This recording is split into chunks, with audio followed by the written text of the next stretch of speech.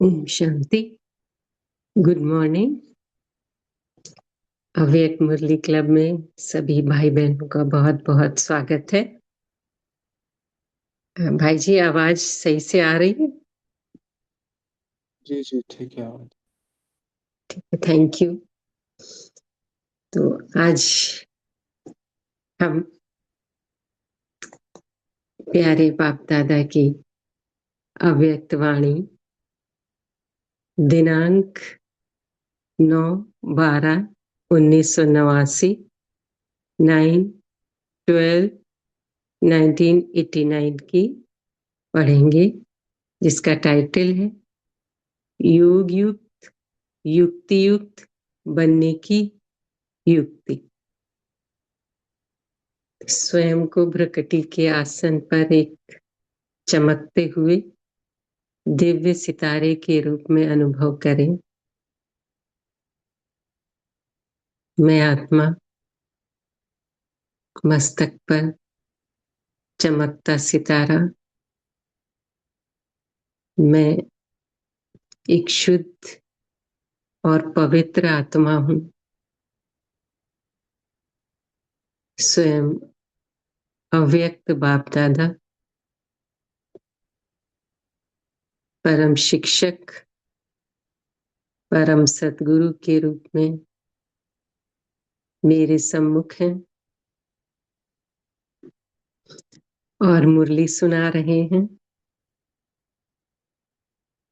तो हम सब एकाग्रता से महावाक्यों को सुनते हैं।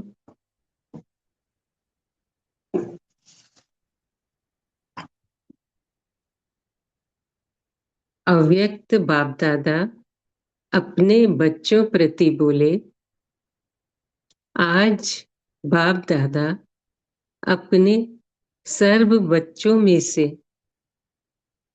विशेष 2 प्रकार के बच्चे देख रहे हैं।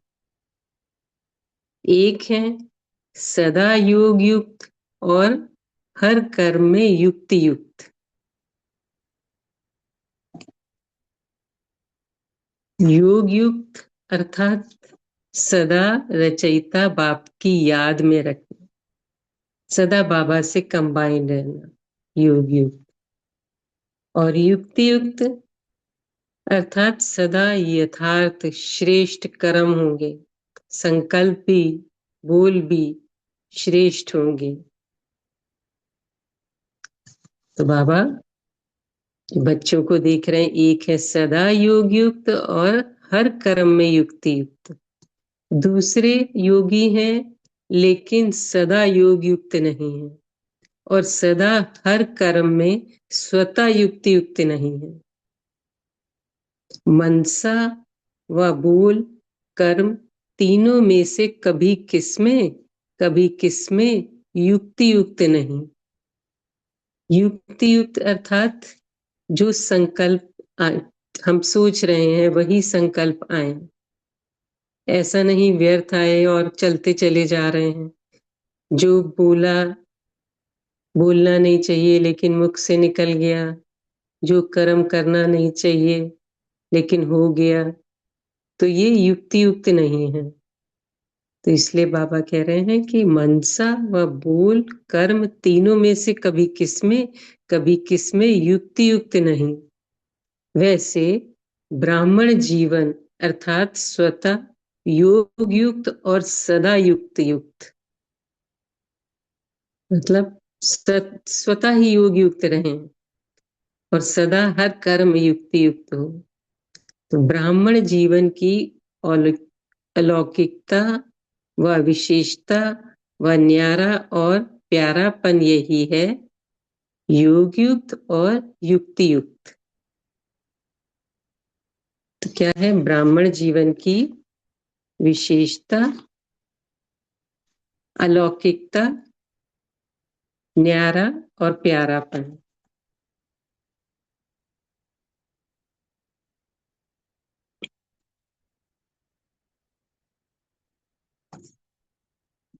लेकिन कोई बच्चे इस विशेषता में सहज और नेचुरल चल रहे हैं और कोई अटेंशन भी रखते हैं, फिर भी सदा दोनों बातों का अनुभव नहीं कर सकते। तो जो विशेषताएं बाबा ने बताई ना कि सदा योग युक्त और स्वतः युक्ति युक्त हो, तो दोनों विशेषताएं होनी चाहिए। तो अगर दोनों विशेषताएं नहीं हैं तो बाबा बोले इसका कारण क्या। नॉलेज तो सभी को है और लक्ष्य भी सभी का एक यही है, फिर भी कोई लक्ष्य के आधार से इन दोनों लक्ष्य अर्थात योग युक्त और युक्ति युक्त स्थिति की अनुभूति के समीप है और कोई कभी फास्ट पुरुषार्थ से समीप आते, लेकिन कभी समीप और कभी चलते चलते कोई न कोई कारणवश रुक जाते हैं। तो बाबा क्या कहना चाह रहे हैं? बाबा कह रहे हैं कि सभी का लक्ष्य यही है कि हम निरंतर योग युक्त रहें, निरंतर बाबा से कंबाइन रहें और हमारे हर कर्म, हमारे संकल्प भी श्रेष्ठ हों, बोल भी श्रेष्ठ हों, कर्म भी श्रेष्ठ हों, दिव्यता वाले। कोई इस स्थिति की अनुभूति के समीप है और कोई कभी फास्ट जाते हैं, पुरुषार्थ तीव्र कर लिया तो फास्ट, फिर कभी अलबेले हो गए तो चलते चलते किसी कारणवश रुक जाते हैं। इसलिए सदा लक्षण के समीप अनुभूति नहीं करते। सर्व ब्राह्मण आत्माओं में से इस श्रेष्ठ लक्ष्य तक नंबर 1 समीप कौन? ब्रह्मा बाप। क्या विधि अपनाई जो इस सिद्धि को प्राप्त किया? बाबा हम ही से पूछ रहे हैं, हम सबसे पूछ रहे हैं कि ब्रह्मा बाबा ने क्या विधि अपनाई जो किस विधि से इस सिद्धि को प्राप्त किया? बाबा बोले सदा योग युक्त रहने की सरल विधि है, सदा अपने को सारथी और साक्षी समझ चलना।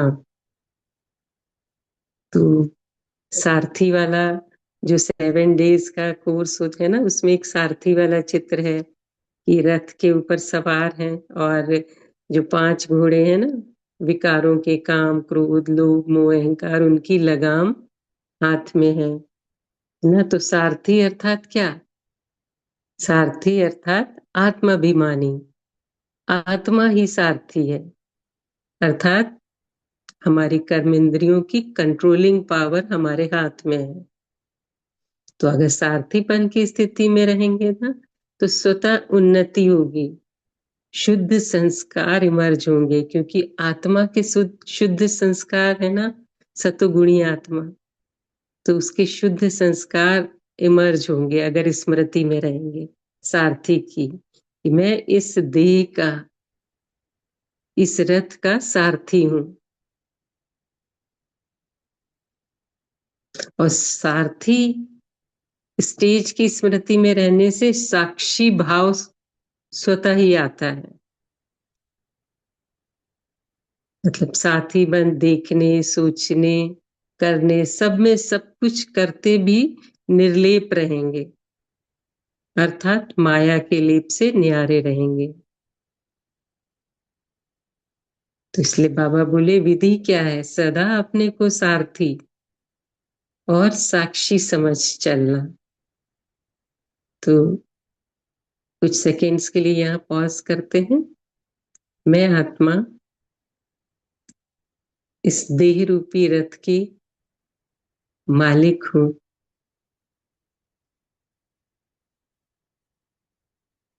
सर्व कर्मेंद्रियां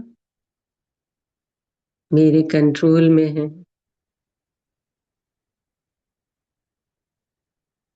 ओम शांति। बाबा बोले आप सभी श्रेष्ठ आत्माएं इस रथ के सारथी हो। रथ को चलाने वाली आत्मा सारथी हो। यह स्मृति स्वतः ही इस रथ अथवा देह से न्यारा बना देती है। किसी भी प्रकार के देह भान से न्यारा बना देती है। देह भान नहीं तो सहज योग युक्त बन जाते।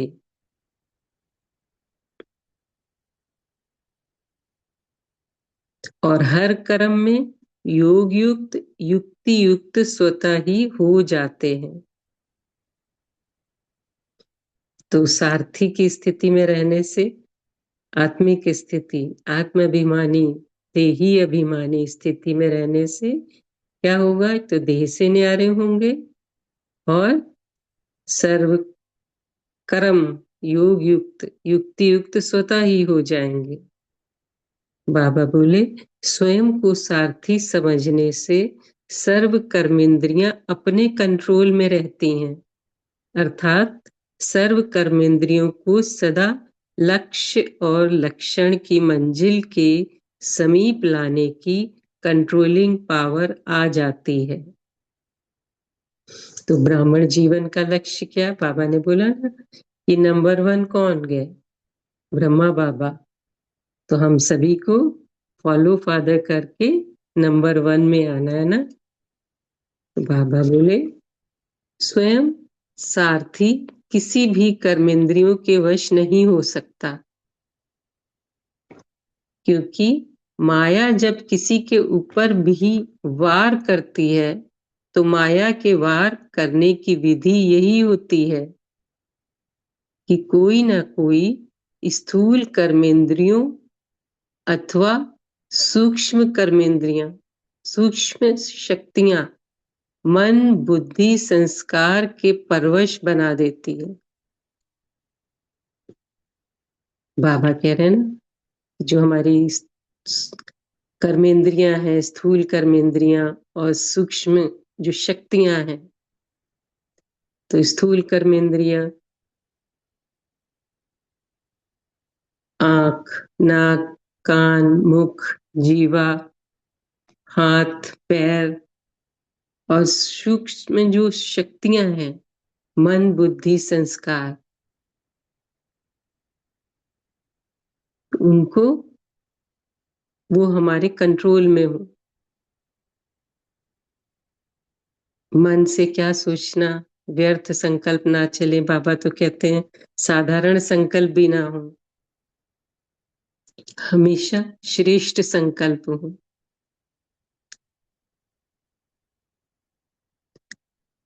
आप सारथी आत्माओं को जो महामंत्र वशीकरण मंत्र बाप से आपको मिला हुआ है उसको परिवर्तन कर वशीकरण के बजाय वशीभूत बना देती है। तो वशीकरण मंत्र क्या है? बाबा ने दिया मैं आत्मा सारथी हूं, मेरी कर्मेंद्रियां कंट्रोल में है। और सारथी की स्थिति में रहेंगे तो सर्वगुण आत्मा के जो मूल गुण हैं वो स्वतः ही इमर्ज रहेंगे और एक बात में भी वशीभूत हुए तो सभी भूत प्रवेश हो जाते हैं ना। क्योंकि बाबा क्या बोल रहे हैं, भूतों की भी आपस में बहुत यूनिटी है। गुस्सा किया, हल्का सा क्रोध आया, फिर वो बढ़ जाएगा, कंट्रोल नहीं है। गुस्सा किया, मुख से भी निकलेगा, हाथ भी चल जाते हैं, तो सभी भूत प्रवेश हो जाते हैं क्योंकि इन भूतों की भी आपस में बहुत यूनिटी है। एक भूत आया अर्थात सभी को आवाहन करेगा। फिर क्या होता है, यह भूत सारथी से स्वार्थी बना देते हैं।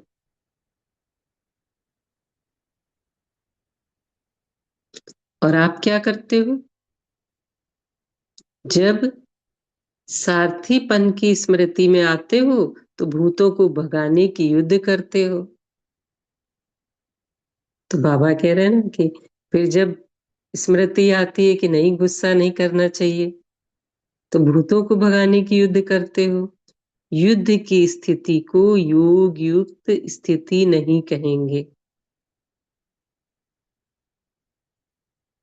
फिर उसमें समय भी जाता है, एनर्जी भी जाती है युद्ध की स्थिति में। तो वो नंबर 1 स्टेज तो नहीं है ना युद्ध की स्थिति। बाबा कहते हैं ना कि युद्ध की स्थिति अगर होगी तो क्या होगा, फिर नंबर 2 में चले जाएंगे। युद्ध करते हुए किसको दिखाया, ये त्रेता वालों को दिखाया ना। तो इसलिए योग युक्त व युक्ति युक्त मंजिल के समीप जाने की बजाय रुक जाते हो और पहला नंबर स्थिति से दूसरे नंबर में आ जाते हो। सारथी अर्थात वश होने वाले नहीं, लेकिन वश कर चलाने वाले। तो आप सब कौन हो, सारथी हो ना। जी बाबा, हम सभी बच्चे आपके सारथी हैं, सभी आत्मिक स्थिति में हैं। सारथी अर्थात आत्म अभिमानी, क्योंकि आत्मा ही सारथी है। ब्रह्मा बाप ने इस विधि से नंबर 1 की सिद्धि प्राप्त की। तो बाबा ने क्या विधि बताई, इस स्वयं को सारथी और साक्षी समझ के। तो 2 वर्ड याद रखेंगे, सारथी और साक्षी। तो यही नंबर 1 की सिद्धि प्राप्त की, इसी विधि से ब्रह्मा बाप ने नंबर 1 की सिद्धि प्राप्त की। इसलिए बाप भी इसका सारथी बना। सारथी बनने का यादगार बाप ने करके दिखाया, फॉलो फादर करो। सारथी बन सदा सारथी जीवन में अति न्यारी और प्यारी स्थिति का अनुभव कराया। क्योंकि देह को अधीन कर बाप प्रवेश होते अर्थात सारथी बनते हैं, देह के अधीन नहीं बनते। इसलिए न्यारा और प्यारा है।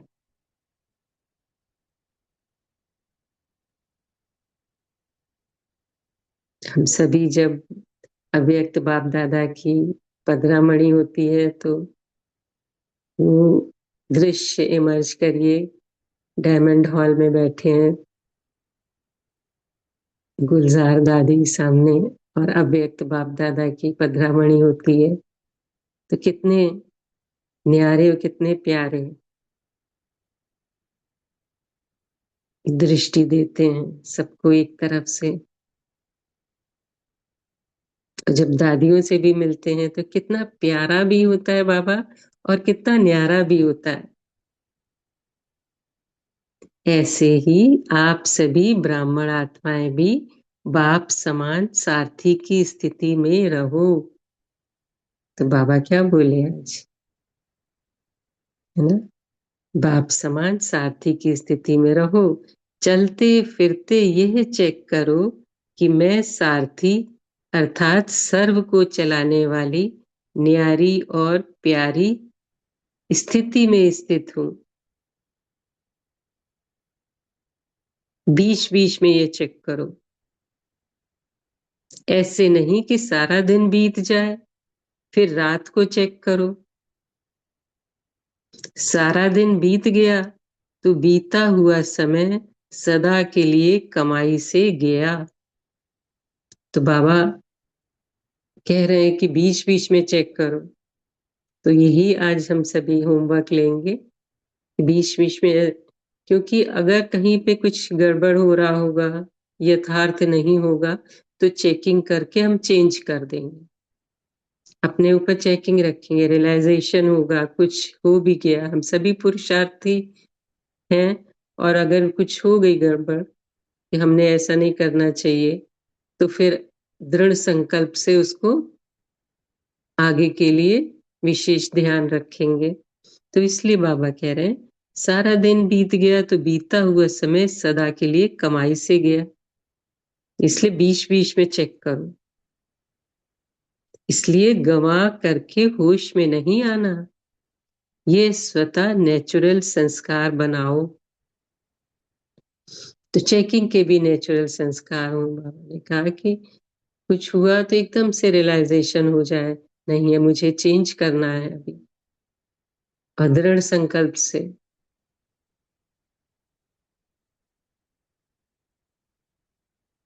तो कौन सा संस्कार? चेकिंग का। जैसे किसी के कोई पुराने संस्कार इस ब्राह्मण जीवन में अभी भी आगे बढ़ने में विघ्न रूप बन जाते हैं, तो कहते हो ना कि ना चाहते भी संस्कारों के वश हो जाते हैं। जो नहीं करना चाहते हो वह कर लेते हो। जब उल्टे संस्कार ना चाहते कोई भी कर्म करा लेते हैं, तो ये नेचुरल चेकिंग का शुद्ध संस्कार अपना नहीं सकते हो। देखो बाबा परम शिक्षक है ना, हमें सिखा रहे हैं कि जो तुम्हारे नेचुरल संस्कार हैं उसको अपनाओ, और जो पुराने संस्कार हैं उसको बीच में चेक कर करके check and change, check and change. बाबा बोले बिना मेहनत के चेकिंग के शुद्ध संस्कार स्वतः ही कार्य कराते रहेंगे। यह नहीं कहेंगे कि भूल जाते हैं या बहुत बिजी रहते हैं। तो अशुद्ध अथवा व्यर्थ संस्कार है। देखो बाबा कह रहे हैं एक तो अशुद्ध बिल्कुल इम्प्योर संस्कार, और व्यर्थ वेस्टेज वाले, यहाँ तक कि साधारण संस्कार भी ना हो, दिव्यता हो, अलौकिकता हो, रॉयल्टी हो, है ना। तो बाबा कहे कई बच्चों में अशुद्ध संस्कार नहीं तो व्यर्थ संस्कार भी हैं। ठीक है, कई बच्चों में अगर इम्प्योर नहीं, अशुद्ध नहीं, लेकिन वेस्टेज वाले संस्कार हैं। यह अशुद्ध व्यर्थ संस्कार भुलाते भी नहीं भूल सकते हो, और यही कहते हो कि मेरा भाव नहीं था, लेकिन मेरा ये पुराना स्वभाव है, वह संस्कार है। तो अशुद्ध नहीं भूलता, फिर शुद्ध संस्कार कैसे भूल जाता है? तो सारथीपन की स्थिति स्वतः ही स्व उन्नति के शुद्ध संस्कार इमर्ज करती है, और नेचुरल समय प्रमाण सहज चेकिंग होती रहेगी। अंडरलाइन कर लें। आत्मिक स्थिति, सारथीपन की स्थिति स्वतः ही स्वोन्नति के शुद्ध संस्कार इमर्ज होंगे। तो अशुद्ध आदत से मजबूर हो जाते हो, और इस आदत से मजबूत हो जाएंगे। तो सुना सदा योग युक्त युक्ति युक्त रहने की विधि क्या हुई? सारथी बन चलना। सारथी सारथी स्वतः ही साक्षी हो, कुछ भी करेंगे, देखेंगे, सुनेंगे, साक्षी बन के। तो साक्षी बन देखने, सोचने, करने, सब में सब कुछ करते भी निर्लेप रहेंगे, अर्थात माया के लेप से न्यारे रहेंगे। तो पाठ पक्का किया ना? जी बाबा। ब्रह्मा बाप को फॉलो करने वाले हो ना? ब्रह्मा बाप से बहुत प्यार है ना? प्यार की निशानी है समान बनना, अर्थात फॉलो करना।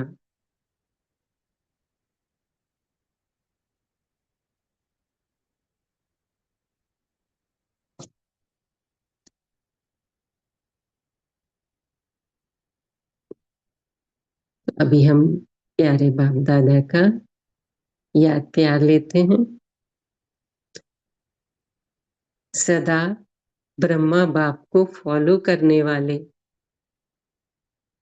सदा स्वतः योग युक्त युक्ति युक्त रहने वाले, सदा सारथी बन कर्मेंद्रियों को श्रेष्ठ मार्ग पर चलाने वाले, सदा मंजिल के समीप रहने वाले, ऐसे सर्वश्रेष्ठ आत्माओं को बाप दादा का याद प्यार और नमस्ते।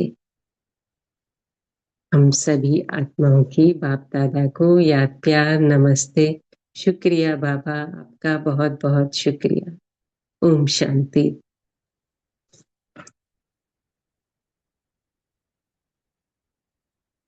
अभी कुछ समय हम सभी साइलेंस में रहेंगे, फिर पॉइंट्स शेयर करेंगे।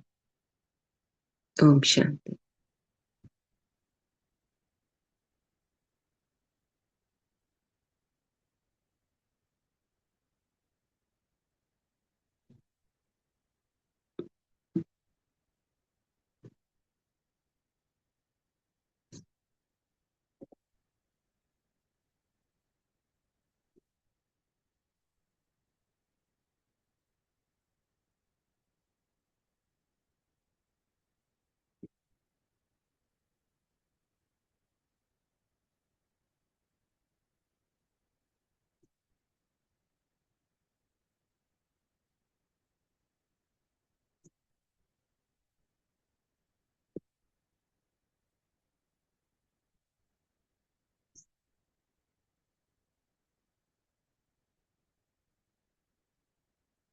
जी कृष्णा जी, आप शेयर करें।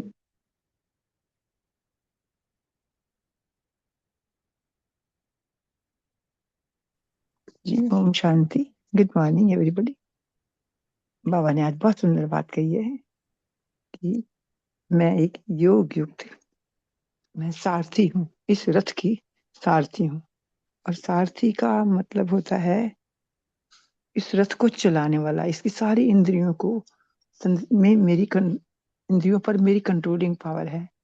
सारी इंद्रियां मेरी बाबा की श्रीमत के अनुसार चलती है। तो बाबा कहते सदा स्वतः ही इस स्मृति में रहो कि मैं सारथी हूँ। अगर तुम सारथी का मतलब सब इंद्रियों पे तुम्हारा पूरा कंट्रोल है। अगर एक भी इंद्री जब भी कभी कहीं भी कमजोर होगी तो वो भूतों के वश हो जाएगी। माया वहीं पर वार करती है, किसी भी कमजोर इंद्री से तुम्हारे अंदर प्रवेश करती है। और एक भूत भी अगर तुम्हारे अंदर प्रवेश कर गई, हमारे अंदर प्रवेश कर गई, तो वो उनमें इतनी यूनिटी है कि वो अन्य भूतों को भी साथ साथ बुला लेती है। और फिर तुम किसी भी काम के सारथी नहीं रहते हो, तुम स्वार्थी बन जाते हो। तो बाबा कहते हैं हमेशा अपने को तुम योग युक्त भी नहीं कर्म करोगे और युक्ति युक्त भी नहीं बोलोगे करोगे। तो इसलिए अगर तुम्हें स्वार्थी बनने की स्मृति में हर पल रहना होगा, हर वक्त, तो स्वतः ही सारे काम हमारे परफेक्ट होंगे। बाबा ने कहा ना, योग युक्त युक्ति स्मृति रहने से ही स्वतः ही साक्षी होकर के तुम देखोगे, सुनोगे और करोगे सारे कर्म। ओम शांति जी। बहुत बड़ी चेकिंग बताई बाबा ने। हाँ जी, बहुत सुंदर। देखो भाई जी ने शेयर किया था जो 7 days का कोर्स में उसमें चित्र है। सो थैंक यू भाई जी। ये देखिए कैसे योग युक्त स्थिति में अगर हैं तो सब कंट्रोल में है, सारी कर्मेंद्रियां। तो सारा दिन यही इमर्ज रखेंगे कि मैं आत्मा मालिक हूँ, कंट्रोलिंग पावर मेरे हाथ में है। हाँ जी, नमिता बहन आप शेयर करें। थैंक यू भाई जी।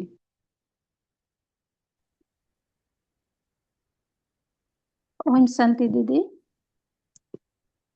बाबा ने बोले ब्राह्मण जीवन की अलौकिकता व विशेषता है योग युक्त और युक्ति स्थिति में स्थित रहने, सदा सबसे न्यारा और सबसे प्यारापन का अनुभव करना। तो हम अनुभव नहीं करते तो हमारा ब्राह्मण जीवन नहीं। तो बाबा हर मूल्य में हर समय में बाबा कहते हैं अनुभव बच्चे अनुभव करते हो। फिर हमारा अनुभव भी कब होता है कभी नहीं होता है, ये भी टूट जाता है, तो बाबा भी उसको भी देखते हैं। तो इसलिए बार बार बाबा ने हमको विधि बताते हैं। तो बाबा कहते हैं इसमें नेचुरल बन सहज चलना है, युक्तियुक्त और सदा योग युक्त स्थिति में नेचुरल बनना माना हमारा स्थिति ठीक योग युक्त है। तो बाबा कहते हैं सहज देहभान नहीं तो सहज युक्त बन जाते हैं और कर्मों में योग युक्त युक्त स्वतः ही हो जाते हैं।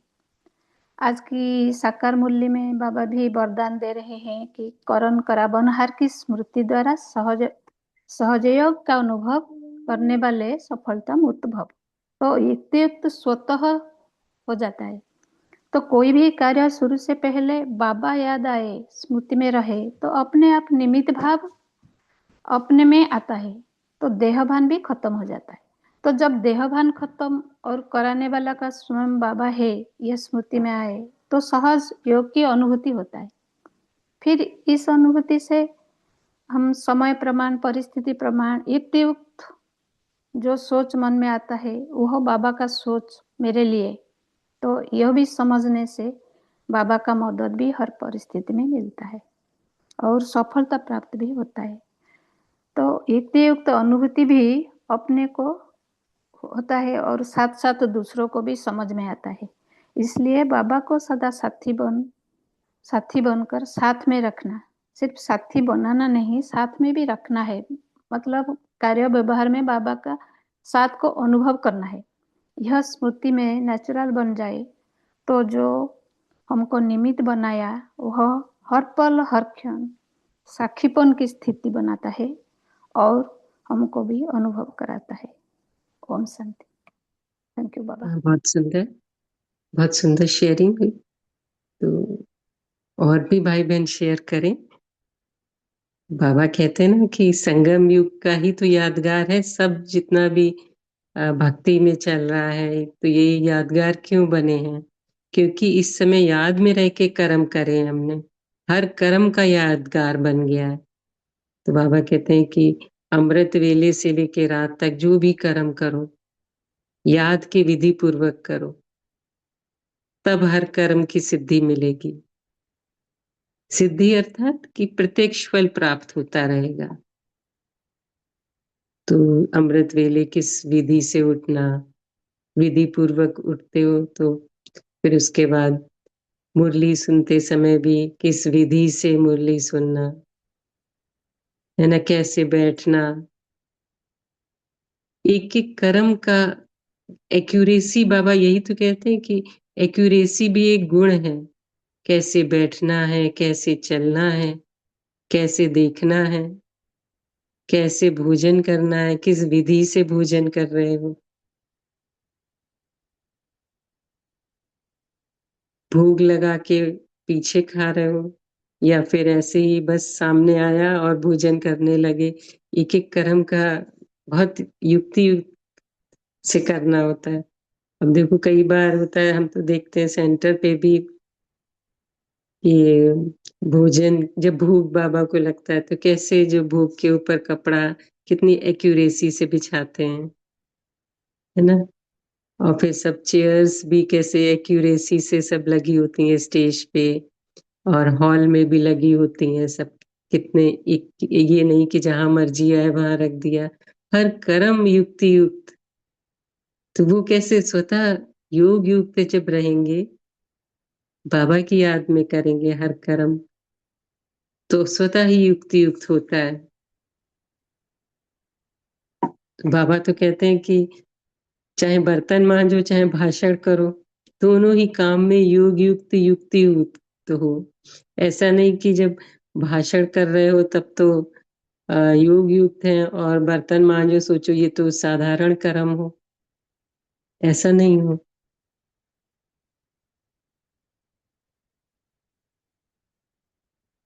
स्मृति सो समर्थी आती है जब हम स्मृति में रह के करते हैं कि मैं आत्मा करनहार हूं, करावनहार बाबा है, और इन कर्मेंद्रियों से कर्म करा रही हूं, तो स्वतः ही कर्म श्रेष्ठ होते हैं। तो बाबा ने कहा कि बीच बीच में चेकिंग भी करनी है, तो सभी भाई बहन शेयर कर सकते हैं कि कैसे चेकिंग करते हैं, या फिर कहाँ तक अपने अनुभव भी सुना सकते हैं।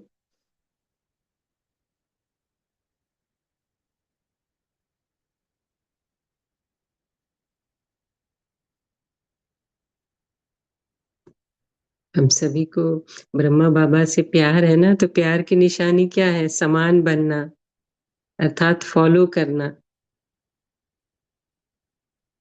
तो कैसे बाबा को फॉलो करेंगे?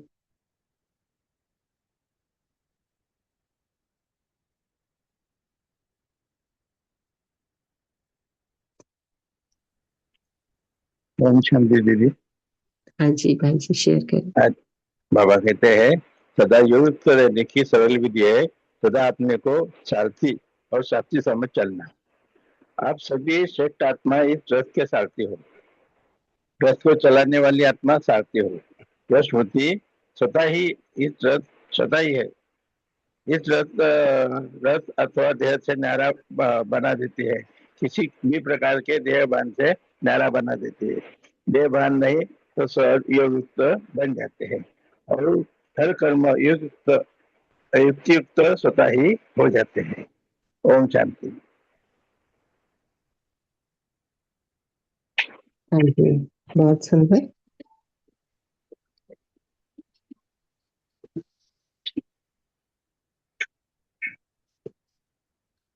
और पापा ने क्या कहा?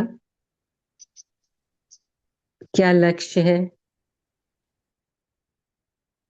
लक्ष्य को कैसे हम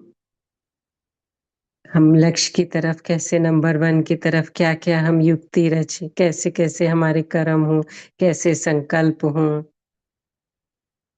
कैसे बोल हो, सर्व कर्म इंद्रियों को कैसे हम करें कंट्रोल, कंट्रोलिंग पावर कैसे आएगी। इस पर भी हम मनन चिंतन शेयर कर सकते हैं, या आपको जो भी पॉइंट अच्छा लगा हो उस पे भी शेयर कर सकते हैं। ओम शांति।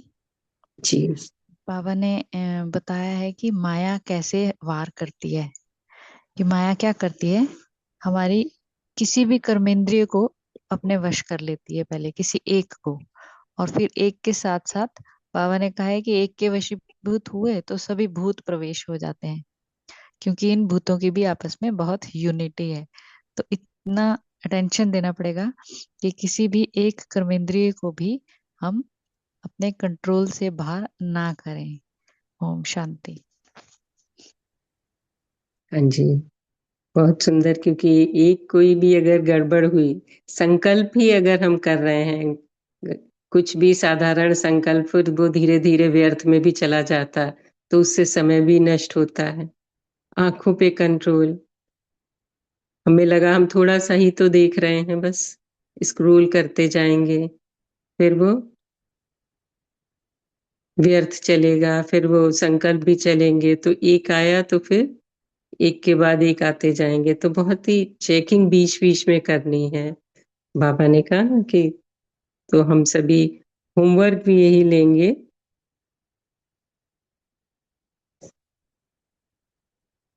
तो एक तरफ ऐसे चार्ट बना लें हम सभी की, एक तरफ संकल्प लिखें, फिर दृष्टि इसके नीचे, फिर बोल, है ना, फिर सुनना, कर्म हाथों से।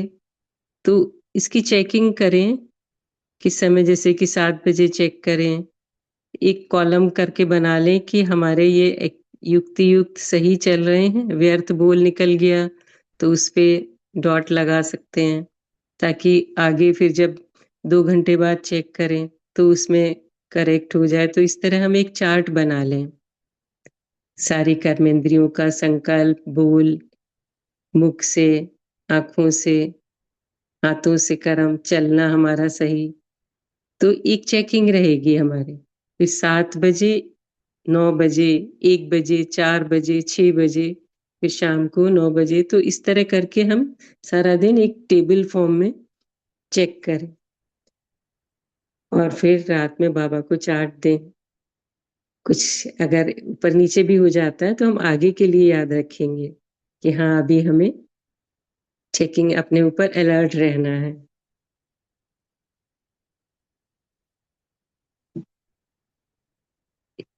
तो अभी पोल भी शेयर कर रहे हैं, सभी मेन स्क्रीन पे देखें। 1 मिनट में निराकारी, 1 मिनट में आकारी, 1 मिनट में सब तरफ के सेवाधारी। ये स्मृति में सारा दिन कितनी बार रहा। ये अभ्यास भी कितना सुंदर अभ्यास है कि ड्रिल है, तो कर्मेंद्रियों को कंट्रोल करने की ये भी ड्रिल है इस आज बीच बीच में। जी आज यही ड्रिल करो दीदी। हाँ जी।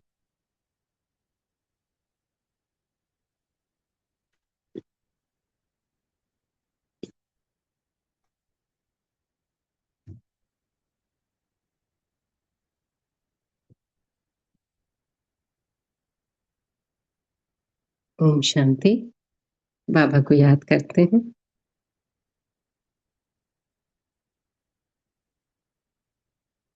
मस्तक के सिंहासन पर विराजमान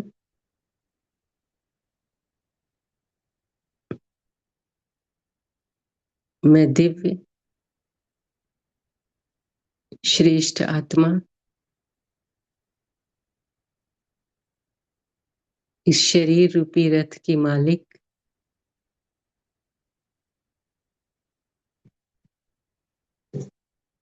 रथ को चलाने वाली आत्मा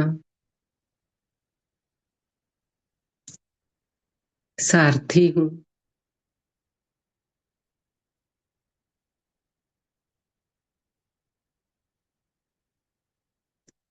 यही स्मृति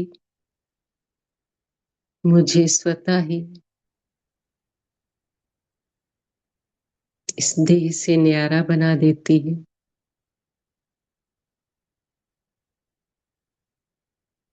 मैं योग युक्त बन जाती हूँ।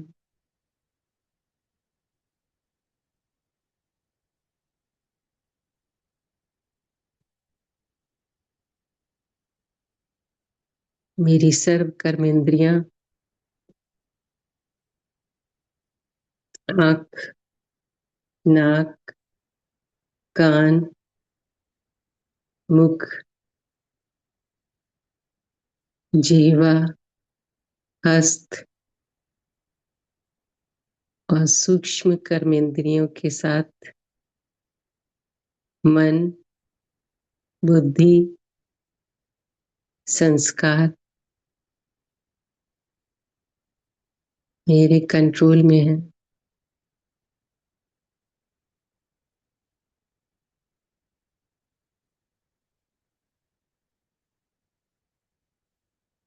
मैं आत्मा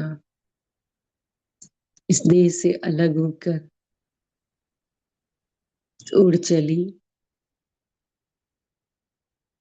परम धाम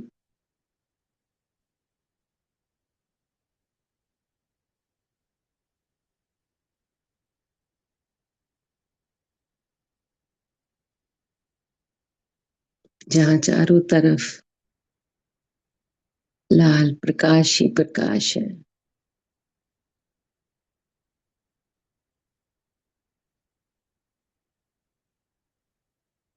मेरे सामने निराकार बाप सर्वशक्तिवान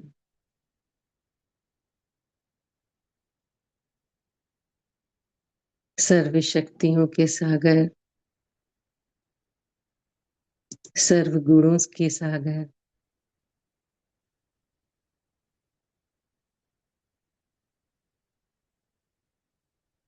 मैं आत्मा बाबा से कंबाइंड हो गई हूँ।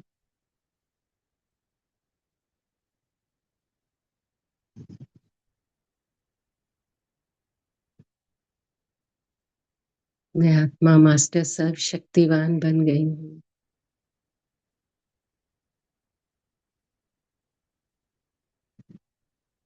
धीरे धीरे मैं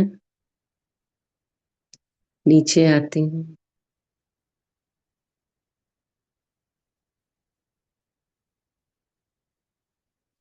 इस देह रूपी रथ में विराजमान मस्तक पर इस देह की मालिक,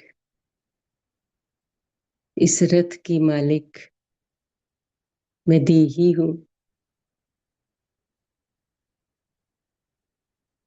मैं रथी हूँ। इस स्मृति से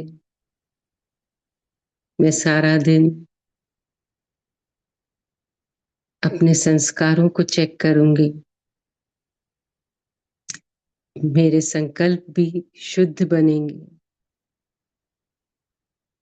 मैं ब्रह्मा बाप को फॉलो करने वाली, नंबर 1 का लक्ष्य रखने वाली, बाप समान बनने वाली श्रेष्ठ आत्मा हूँ। मुझे सदा स्वतः योग युक्त रहे, युक्ति युक्त रहे, हर कर्म करना है। इस स्मृति से सारा दिन मैं कर्म व्यवहार और संबंध संपर्क में आऊंगी। ओम शांति, ओम शांति, ओम शांति। शुक्रिया बाबा, आपका बहुत बहुत शुक्रिया। ओम शांति। सभी भाई बहनों का बहुत बहुत शुक्रिया। ओम शांति, सभी को ओम शांति। शुक्रिया बाबा का, सभी को गुड मॉर्निंग। ओम शांति। शुक्रिया थैंक यू बाबा। बाबा। गुड मॉर्निंग बाबा। शुक्रिया बाबा। Om Shanti. Thank you, Baba. Thank you.